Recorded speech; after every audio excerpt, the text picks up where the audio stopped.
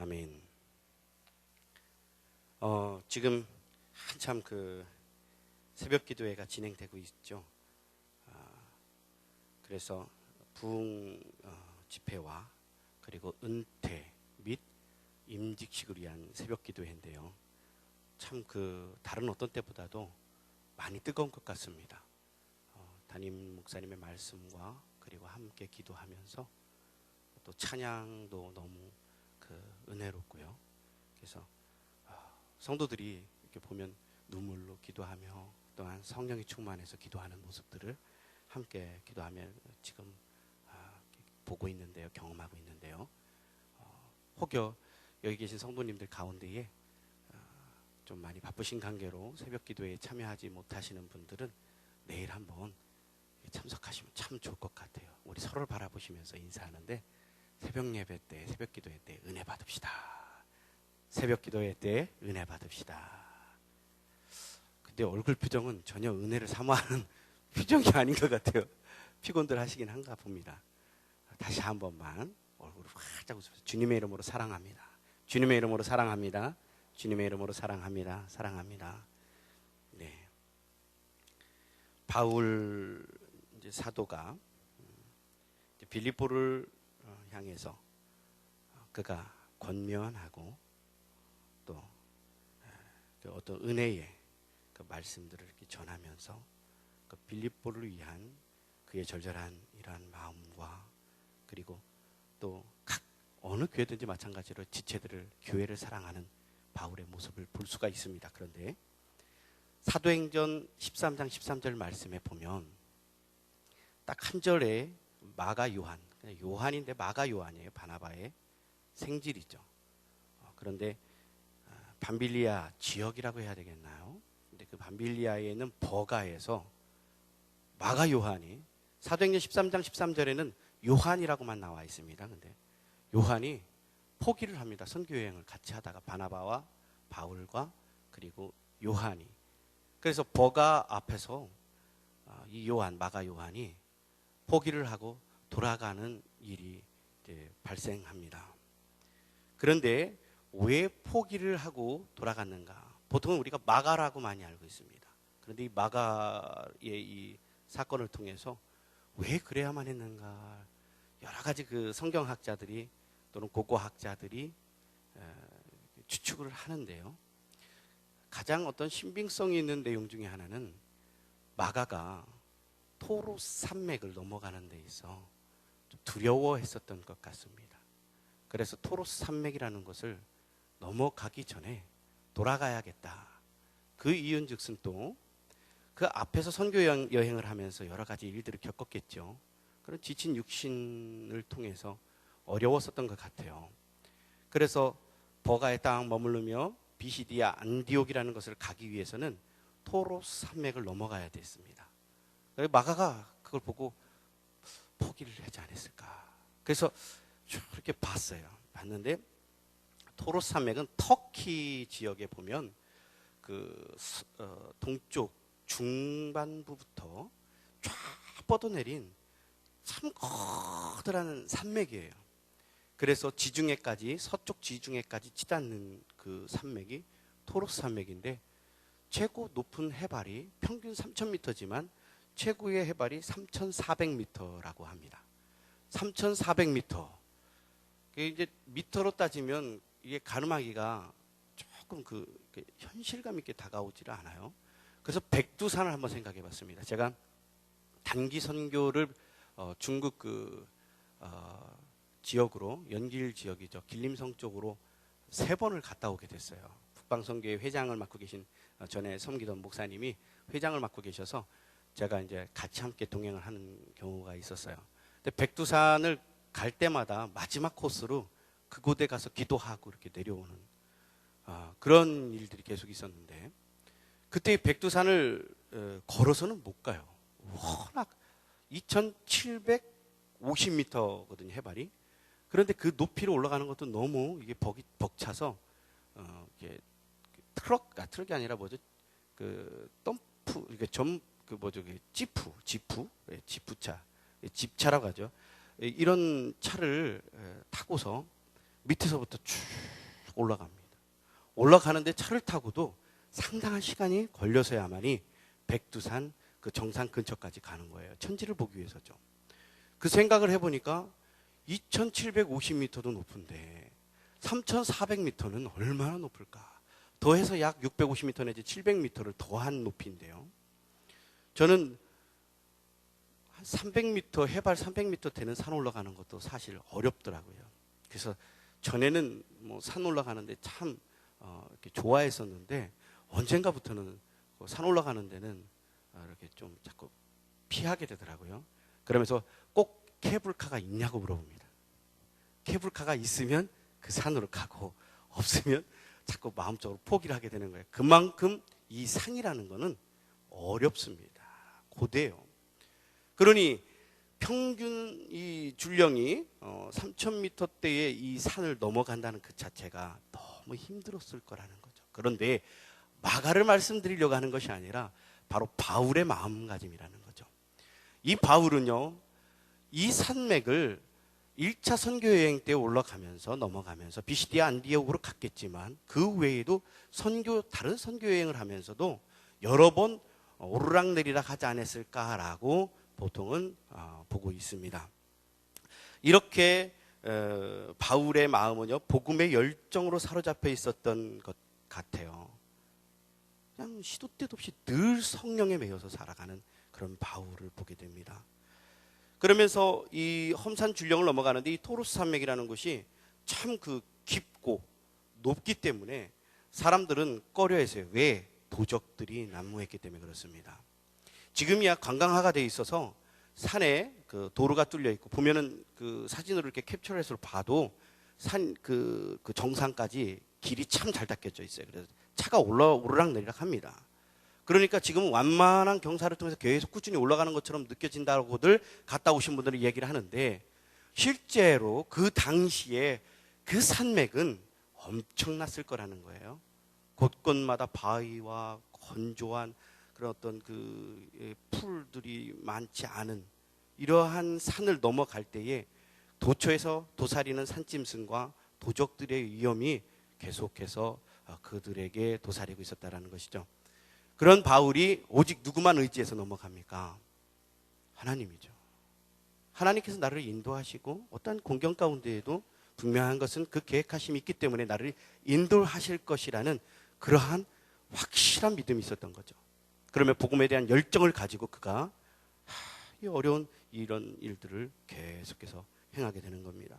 고린도후서 11장 23절에서 28절 말씀에도 그가 고백하죠.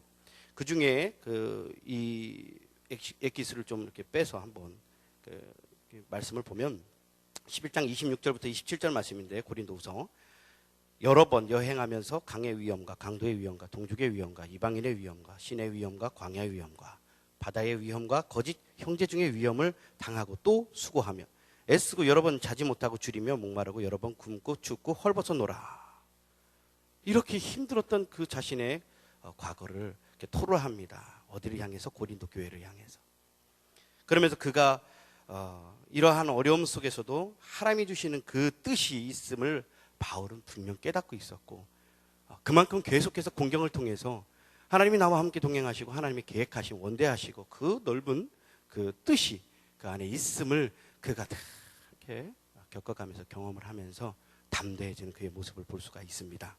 그러면서 오직 하나님을 위한 마음뿐인 바울, 그리고 하나님의 방법을 그래서 그 마음 깊은 곳에서부터 통찰하는 바울의 모습을 보게 됩니다. 오늘 본문 말씀도 바로 이러한 경험과 연륜에서 묻어나오는 그의 고백, 복음의 열정을 볼 수가 있는데요. 그래서 12절 말씀, 오늘 본문 말씀 가운데 12절 말씀 우리 다 같이 한 목소리로 합독합니다. 시작. 형제들아, 내가 당한 일이 도리어 복음 전파의 진전이 된 줄을 너희가 알기를 원하노라. 여기에서 당한 일이라고 나와 있습니다. 그런데 요 당한 일은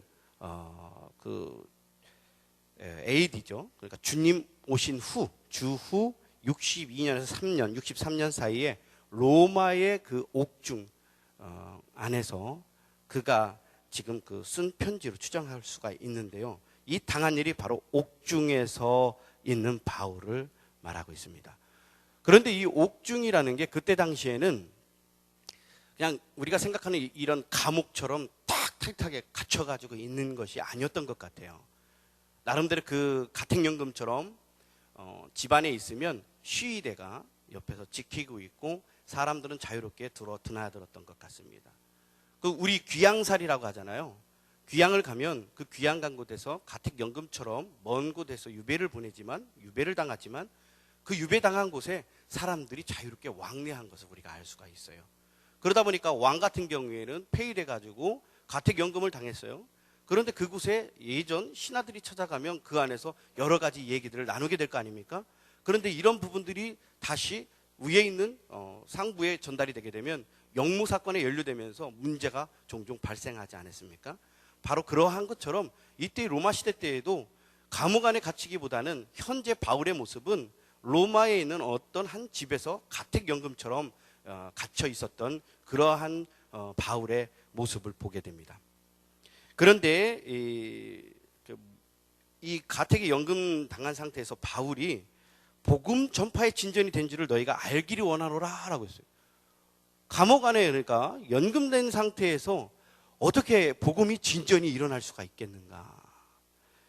그러면서 그가 이제 그 자신이 그 어려움이 곧 복음을 전하는 일에 있어서 더 좋은 계기가 되었다라고. 그래서 이러한 공경이 오히려 이방 세계의 복음을 전할 수 있는 좋은 계기가 되었다라고 얘기를 하고 있습니다. 왜 그럴까요? 왜 좋은 계기가 되었을까? 13절 말씀에도 그렇게 나오는데요. 13절 말씀도 우리 한 목소리 합독합니다. 다 같이 시작. 이러므로 나의 매임이 그리스도 안에서 모든 시대 안과 그 밖에 모든 사람에게 나타났으니. 바울이 로마 감옥 안에 그러니까 연금된 상태에서 이 시위대들이 그 감옥을 지키고 있으면서 서로 교대를 할 거 아닙니까? 그런데 하루 이틀도 아니고 긴 시간 동안 계속해서 시위대가 서로 주고받으면서 그를 지키고 있었을 때에 아마 바울은 그들에게 복음을 전하지 않았을까. 그러면서 그 시위대 사람들에게 복음을 전하고 그래서 담대하게 내가 처한 이 공경이 오히려 하나님이 주시는 기회임을 그는 깨닫고요. 복음을 전하는 것이죠. 그리고 바울은 학식이 풍부했습니다. 그러다 보니까 이 박식한 바울을 만나기 위해서 로마의 저명한 사람들도 서로 왕래를 했었다라는 설도 있거든요. 그리고 그리스도 복음을 사모하는 사람들이 그 중에도 와서 함께 나누는 그런 그 바울과 주변의 사람들과의 이 왕래하는 것을 알 수가 있습니다. 유추해 볼 수가 있다는 것이죠.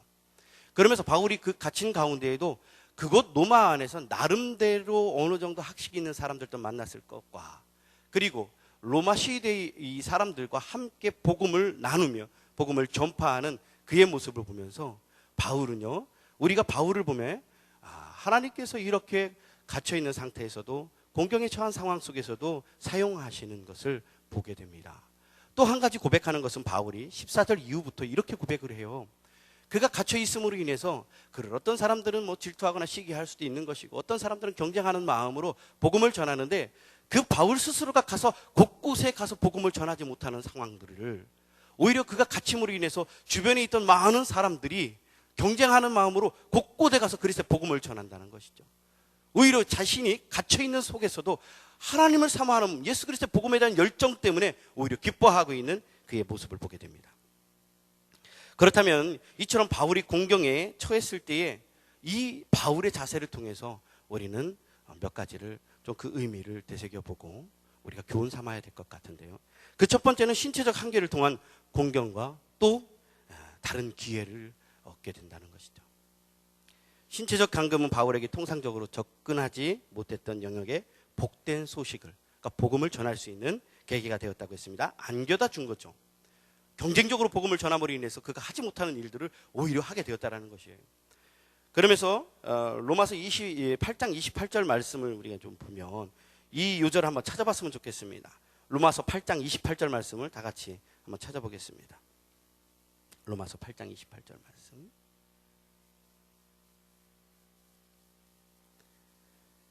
우리 다 찾으셨으면 한 목소리로 합독해 보겠습니다. 다 같이 시작.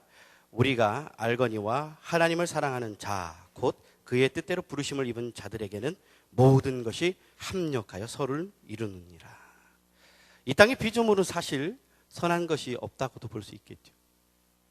하나님 안에서 재창조되고 그러므로 그 안에서 구원받은 자들의 삶이 거룩한 삶이라고 할 수 있겠죠.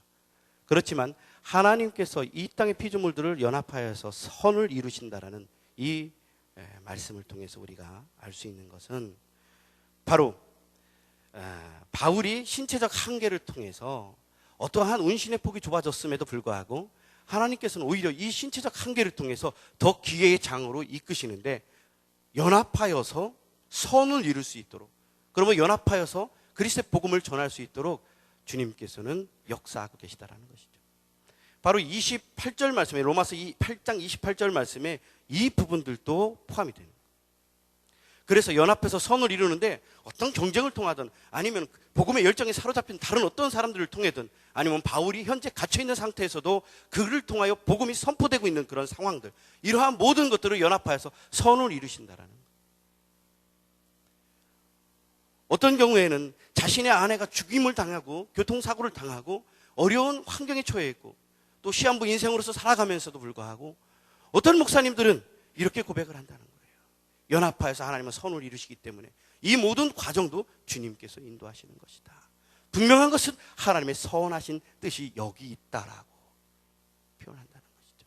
바울이 그런 고백을 하고 있는 것입니다. 참 대단한 것 같아요. 그 어려운 환경 속에서도 그렇게 고백하는 바울을 보게 됩니다. 청지기회라고 있습니다. 청지기회. 청지기회는요, 관리 집사님들의 모임입니다. 보통 우리가 사찰 집사님이라고 알고 있는데요. 이 청지기회가 전국적으로 이렇게 그 모임을 갖게 되었어요. 그래서 이 연합을 이루고 있는데 여기에 함께 하면서 지도 목사님으로 섬기는 분이 있습니다. 이 지도 목사님은 양쪽 다리가 소아마비예요. 어려서부터 이 소아마비에 걸리게 된 겁니다. 그러니 한쪽 다리만 소아마비라고 해도 이 장애 때문에 상당히 힘드셨을 텐데 이 목사님은 양쪽 다리다 보니까 이 목발을 짚고도 참 불편하게 걸어요. 그런데 이 목사님이 지도 목사님으로 계시면서 청지기에도 참 많은 영향력을 끼치는 그런 모습을 간접적으로 보게 되었었는데요. 이분이 그런 불편한 인생 때문에 살아갈 희망도, 그래서 좌절한 그의 이 삶이 역력히 드러나는 그런 청년 시절을 볼 수가 있습니다. 술에 만취돼가지고 매일같이 고주망태가 된 거죠. 그래서 어떤 때는 길바닥에 쓰러져 자고 온몸이 그냥 그 더러운 오물로 인해서 냄새가 풀풀 나고 닦지도 않고 그냥 인생, 한마디로 말해서 내 인생은 끝났다, 쫑이다 이거죠. 그렇게 하루하루를 살아가는데 어느 날 결정적인 아주 그 계기를 맞이하게 됩니다. 어떤 한 목사님이 이 그 양쪽 소아마비인 목사님을 부둥켜 안고 울면서 이 사람아 어찌 자네가 여기에 누워있는가. 자네가 해야 할 일은 하나님께서 분명히 계획하고 계신데 이 사람아 자네는 왜 거기 누워있는가. 이러면서 이 목사님이 멘토 역할을 하시면서 결국에는 이분이 주님을 만나게 됩니다. 주님을 만나게 되는데 이 주님을 만나게 된 분이 노래를 참 잘했어요. 그러니까 찬양을 참 잘했다는 것이죠. 그래서 그가 부른 찬양이 이 찬양인데요. 세상에서 방황할 때 나 주님을 몰랐네. 이 찬양 다 아시죠? 바로 전용대 목사님이라는 분이에요. 이분이 주님을 만나고 난 다음에 그 양쪽 소아마비를 통해서 좌절을 갖고 있었는데 그 좌절 속에서 살아갈 소생할 힘도 없었는데 주님을 만나고 난 다음에 놀랍게 변화되어서 정말 주변의 사람들이 협력하여서 그를 일으켜 세웠을 때에 그가 가는 곳마다 놀라운 현장의 역사가 일어나는 거예요. 뭐예요? 복음의 역사가 일어나고 깨어지고 사람들이 도전받는 역사가 일어나는 겁니다. 제가 그분이 전에 섬기던 교회에서 오셔서 양쪽 목발을 짚고 올라와가지고 찬양을 하면서 눈물을 흘려가면서 나를 여기까지 인도하신 그 하나님을 찬양합니다며 찬양하고 그의 입술을 통해서 예수 그리스도의 그를 고백했을 때에 많은 이들이 울면서 도전받는 것을 제가 같이 저도 도전받고 주변에 있던 성도님들도 도전을 받는 것을 보게 됐습니다. 바로 합력해서 선을 이루시는 하나님, 그 하나님께서 좌절 가운데 역경 가운데에 원대하신 하나님의 계획이 그 안에 있었던 것이죠. 이 전용대 목사님이 결국에는 뭡니까? 그에게 닥쳐온 그런 신체적 결함이지만 그의 공경을 통해서 하나님은 더 큰 기회를 만들어 주시고 놀라운 하나님의 사역을 감당하는 그를 보게 된다는 것이죠. 그 다음에요, 두 번째는 공경은 담대함과 기쁨을 가져옵니다. 담대함과 기쁨을 가져오는데, 바울은요, 공경에 처했을 때마다 주님을 만납니다. 내가 이 공경 가운데 하나님은 어떤 것을 계획하고 계실까? 내가 이 어려운 상황 속에서 하나님은 무엇을 준비하고 계실까? 나에게 어떠한 마음을 갖고 나가게 하시는 걸까? 바울은 늘 그렇게 생각했던 것 같아요. 앞에서 말씀드렸던 것처럼 그가 여러 가지 복음을 전하기 위해서 여러 가지 공경에 처해 있을 때마다 계속해서 하나님께서 자신을 이끌어 가시고 놀랍게 역사하시는 것을 보면서 그는 점점 어떻게 돼요? 담대해지는 자신의 모습을 보게 되는 겁니다. 왜? 이번에는 하나님께서 나에게 어떻게 역사하실까? 왜 하나님께서는 나를 지금 이 어려운 환경 가운데 처하게 했을까? 저 도적질을 만나고 그러므로 내가 목숨의 위기를 겪어가면서도 왜 저 언덕 너머 위에 있는, 그래서 내려갔을 때에 그곳 가운데 있는 예수를 모르는 사람들에게 어떻게 역사하라고 나를 지금 이곳까지 인도하고 계실까? 그는 주님을 만나면서 그 안에서 역사하시는 하나님을 겪어가면서 담대한 그의 모습을 보게 되는 것이죠. 주님이 나와 함께 동행하시기 때문에 나는 두렵지 않습니다. 그래서 그는 늘 의연하고요, 담대했던 바울이었던 것을 우리는 말씀을 통해서도 접하게 됩니다. 보세요. 바울이 말씀 가운데 어떤 일들을 겪어왔는지, 그러나 공경과 연관지어서 한번 바울이 겪었던 상황들 한번 그 현장을 한번 가보자고요. 빌립보에서 여종 안에 있는 귀신을 내몰았을 때 어떤 상황이 일어났습니까? 어떤 일들이 일어났습니까? 그 여종, 귀신 들린 여종을 통해서 점수를 행하던 주인이 손해를 보게 되잖아요. 그러니까 감옥에 갇히게끔 그를 신고합니다. 감옥에 갇혔습니다. 우리 같으면, 저 같으면 왜 내가 그리스도의 복음을 전하는데 주님 나를 보호하시지 않고 지금 이 감옥 현장 속에서 나를 이 가운데 있게 하십니까? 앞으로 어떻게 무엇이 일어날지 두렵기만 할 거예요. 그런데 바울은 그 안에서 어떻게 합니까? 함께 찬양을 합니다. 동행하던 사람과 함께 찬양을 합니다. 기도를 합니다. 지진이 일어나고 옥문이 열려버려요. 그런데도 그곳을 빠져나가지 않습니다. 왜? 그 다음에 하나님이 하실 일을 기대하고 있었기 때문에. 결국에는 그 안에 있던 간수가 다들 빠져나간 줄 알고 자살을 하려고 하죠. 그 속에서 바울은 그러지 마라. 그리고는 간수와 그리고 그의 가족들이 예수를 영접하는 놀라운 일들이 일어나는 거 아닙니까? 복음의 현장은 바로 이런 것이에요. 분명히 지금 이 현장은 공경 같은데, 나에게 어려움 같은데, 그러나 그것은 아니라는 것이죠. 오히려 주님께서 하실 일을 기대하며 우리에게 담대함과, 그러므로 그 담대함을 통한 믿음을 요구하고 계시다라는 것이죠. 그것이 뭐라고요? 공경은 담대함과 그리고 우리에게 기쁨을 주신다는 것이죠.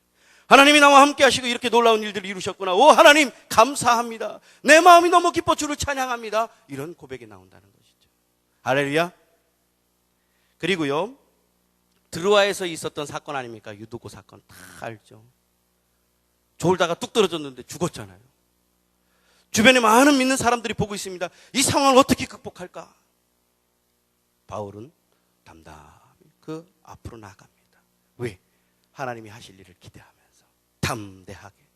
그리고는 그를 위하여 기도할 때에 유두고가 살아나는 놀라운 사건. 이 놀라운 사건을 보면서 하나님이 하실 일을 기대하며 담대하고 의연한 바울의 모습을 보게 된다는 것이죠. 그렇습니다. 성도 여러분, 오늘 말씀을 통하여 우리가 가져가야 될 게 무엇입니까? 처음에 공경을 통하여서 오히려 이것이 어려움이 아니라 나에게 기회를 주시는 하나님임을 분명히 알고, 두 번째는 뭐예요? 공경을 통하여서 오히려 내가 담대함으로 믿음으로 나아갈 때에 하나님이 하실 일을 기대할 때에 그 놀라운 역사 현장에서 우리가 있다, 이걸 분명히 아시고, 주님 혹여 내 마음이 현재 연약함 가운데 있습니까? 주님 내가 혹여 지금 시험 가운데 있습니까? 주님 혹여 내가 주님을 의심하면서 다른 곳을 바라보고 있지는 않습니까? 주님 오늘 주신 말씀을 붙잡고 오직 주님만 바라보며 담대하게 믿음으로 나가겠습니다 하면서 오늘도 주 안에서 고백하는 믿음의 고백에 우리 지체들이 되기를 주의 이름으로 소원합니다. 우리 다 같이 기도하겠습니다. 주님, 감사합니다. 오늘 주신 말씀을 붙잡고 갑니다. 신체적 한계, 나에게 처해져 있는 한계를 통해서 오히려 이 곤경이 다른 기회임을 우리는 믿습니다. 주님, 혹여 나에게 찾아온 이 공경이 오히려 믿음을 통하여 담대함으로 나아가고 그러므로 주님 앞에 기쁨으로 찬양하는 삶이 되기를 소원합니다. 주님, 함께하여 주시옵소서. 그러므로 늘 언제나 예수 그리스도의 복음의 열정을 가지고 살아가며 하나님이 하실 일을 기대하며 살아가는 각 지체들이 되기를 간절히 소원하옵고 예수님의 이름으로 기도드리옵나이다. 아멘.